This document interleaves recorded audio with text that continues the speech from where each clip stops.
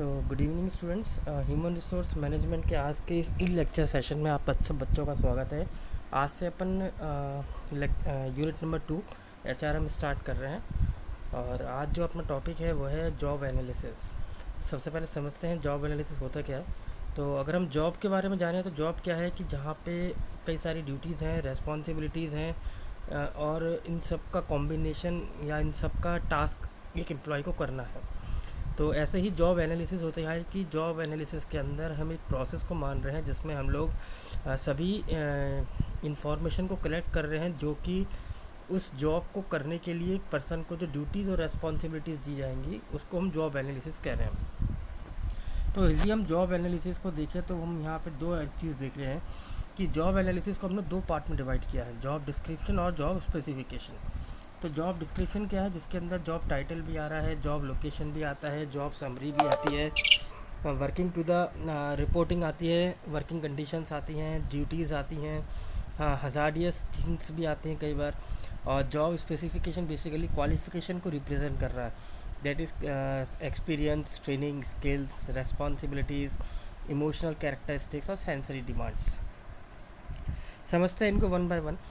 तो job description क्या होता है? जॉब डिस्क्रिप्शन एक फैक्चुअल स्टेटमेंट होता है जो कि जॉब से रिलेट करता हुआ होता है कि उसमें आप क्या क्या ड्यूटीज़, क्या रेस्पॉन्सिबिलिटीज़ जो है फुलफ़िल करनी है। तो जब हम जॉब डिस्क्रिप्शन का प्रिपरेशन करते हैं तो हमें ये देखना पड़ेगा कि हमें सबसे पहले वैकेंसी का एडवर्टाइजमेंट करना है और उस एडवर्टाइजमेंट के अंदर हमें जॉब के बारे में क्या है डिटेल देनी होती है।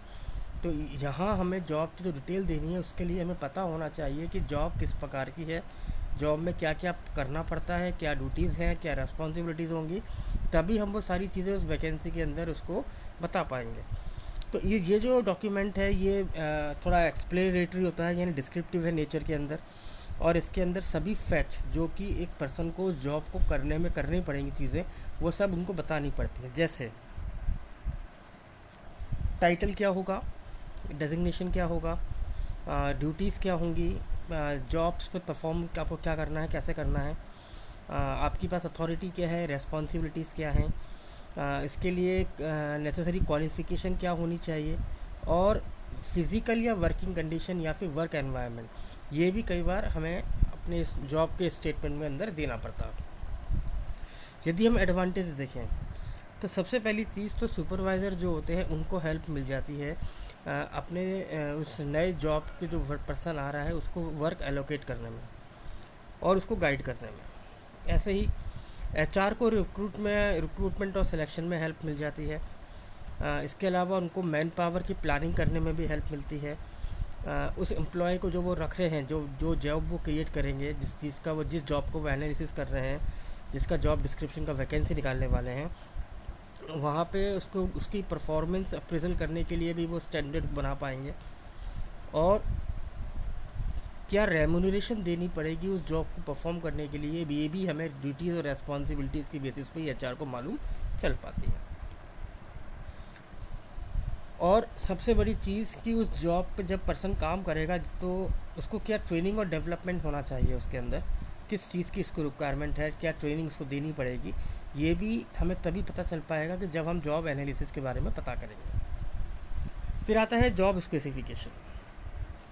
जॉब स्पेसिफिकेशन जो एक स्टेटमेंट है जिसके अंदर हम minimum acceptable human capable qualities जो कि आपको जॉब को करते वक्त करनी है, कि एक पर्सन में उस जॉब को करने के लिए क्या क्वालिटीज़ होनी चाहिए, क्या क्वालिफ़िकेशन होना चाहिए।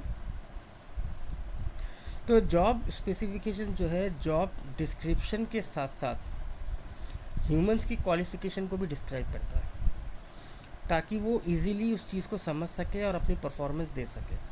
तो जॉब जो स्पेसिफिकेशन है वो राइट पर्सन को सिलेक्ट करने में, वो राइट पोजीशन पर हेल्प करता है HR डिपार्टमेंट की। इसके अंदर एजुकेशन क्वालिफ़िकेशन, फिज़िकल और उससे रिलेटेड एट्रीब्यूट्स, फिज़िक और mental health, some special attributes और उसकी abilities, maturity, relationship with the job, इन सब चीज़ों में हमें स्पेसिफिकेशन के बाद हेल्प मिल जाती है। यदि एडवांटेज देखें, सबसे पहली चीज़ तो क्या है कि हमें ये प्रिलिमिनरी यानी फर्स्ट स्टेप की स्क्रीनिंग के लिए मदद करता है, क्योंकि जब आपने एडवर्टाइजमेंट दिया और आपके पास एप्लीकेशंस आई, तो उसमें से कौन सी एप्लीकेशन आपकी उस जॉब से रिलेट करती हुई है, वो आप इस जॉब स्पेसिफिकेशन की वजह से ही स्क्रूटनी कर सकते हैं। स्पेसिफिकेशन की वजह से हमें जॉब के जस्टिफिकेशन में भी हेल्प मिलती है। क्वालिफ़िकेशन हम ऑलरेडी दे रहे हैं, इसके अंदर एक्सपीरियंस दे रहे हैं, तो हम ये एनालाइज कर पाएंगे कि पर्सन को कौन सी ट्रेनिंग हमें प्रोवाइड करवानी पड़ेगी।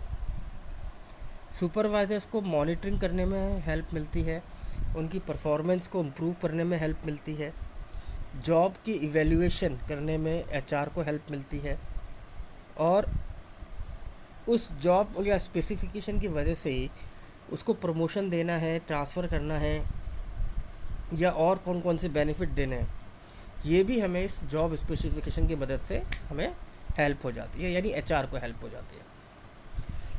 अब आता है मेथड्स, कौन कौन से हैं जॉब एनालिसिस के मेथड्स। सबसे पहली चीज़ पर्सनल ऑब्जर्वेशन।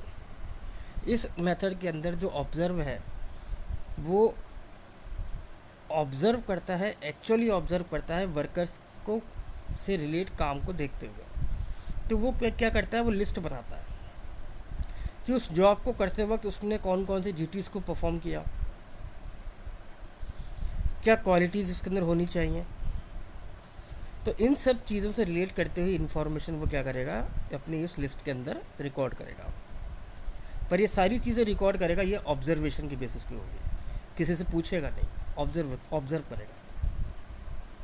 फिर आता है actual performance of the job. इस मेथड के अंदर जो ऑब्जर्वर है, तो जो पर्सन आपकी इस जॉब एनालिसिस को प्रिपेयर कर रहा होगा वो इसको काम को एक्चुअली करेगा। तो काम करते वक्त उसको ये आइडिया होगा कि इस काम के लिए क्या क्वालिटीज़ चाहिए, क्या रेस्पॉन्सिबिलिटीज़ चाहिए, क्या ड्यूटीज़ होनी चाहिए, क्या डिफ़िकल्टी लेवल आ रहे हैं इस जॉब में। इन सब चीज़ों को वो खुद करके देखेगा, तब वो उसको रिकॉर्ड में लिखेगा। फिर आता है इंटरव्यू। इस मेथड में जो एम्प्लॉई है उसके साथ वो सीधे क्या करेगा, एचआर बात करेगा। जो पर्सन जॉब एनालिसिस तैयार करेगा वो बात कर लेगा। इसके अंदर हम क्या कर सकते हैं कि हम एक्सपर्ट्स को का एक ग्रुप पैनल बना सकते हैं, और वो उस पर्सन से, एम्प्लॉय से बात करेंगे कि आप ये कैसे जॉब करते हैं, इसमें क्या लेवल है, क्या क्वालिटीज़ है, और क्या क्या इसके अंदर एक पर्सन के अंदर क्या होना चाहिए। तो ये सारी चीज़ें, स्किल लेवल, डिफ़िकल्टी लेवल्स, इस इंटरव्यू के दौरान जो पैनल है वो एम्प्लॉय से बात करेंगे, और इसमें क्रॉस क्वेश्चनिंग भी होगी ताकि और अच्छे रिज़ल्ट को हम प्रोड्यूस कर सकें जॉब एनालिसिस करते वक्त। फिर आता है क्रिटिकल इंसिडेंट मेथड। ये जो मेथड है इसके अंदर एम्प्लॉयज़ जो हैं, जो उस काम को कर रहा है, उसको अपने एक्सपीरियंसेस या क्रिटिकल सिचुएशंस के बारे में डिटेल लिखनी है कि कब कब इस जॉब को करते वक्त उसको ऐसी सिचुएशन आई थी जहाँ पे उसको डिफ़िकल्टीज़ आई थी, और उस डिफ़िकल्टीज़ का सॉल्यूशन के लिए उसने क्या क्या किया। ये सब वो एक पेपर पे लिखता है, और एचआर को या जो भी डिपार्टमेंट हेड है या फिर जो पर्सन जॉब एनालिसिस बनाएगा उसको वो सबमिट कर देता है। फिर आता है क्वेश्चनायर मेथड। क्वेश्चनायर के अंदर क्या है कि जो एम्प्लॉयज़ हैं उसको एक क्वेश्चनायर, क्वेश्चंस का एक फॉर्मेट, स्ट्रक्चर फॉर्मेट दिया जाता है, इसके अंदर क्वेश्चंस लिखे होते हैं, और उनको कहा जाता है कि आप इन क्वेश्चन से आंसर दीजिए।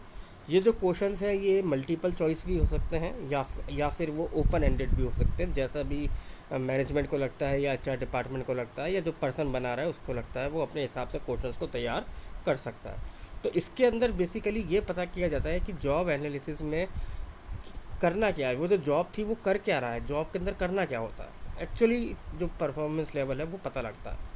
और ये मेथड इफ़ेक्टिव इसलिए भी है क्योंकि जब भी कोई पर्सन राइटिंग में कुछ दे रहा है तो वो 2 बार सोच के लिखेगा।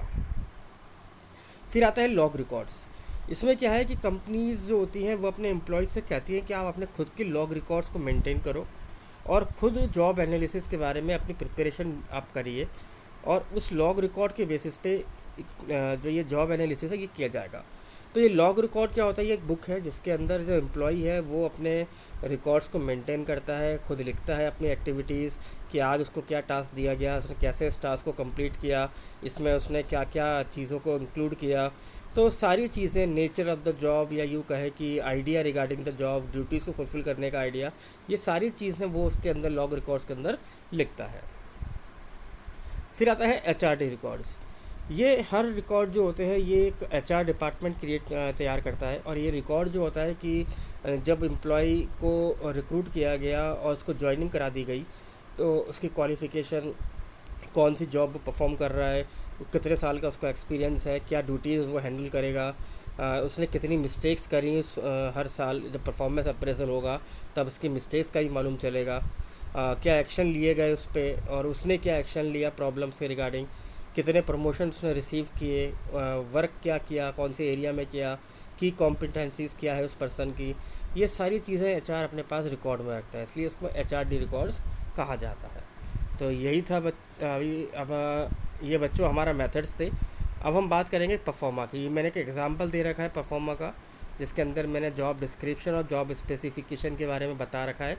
तो आई होप कि आपको एक टॉपिक समझ में आया होगा। Thank you very much.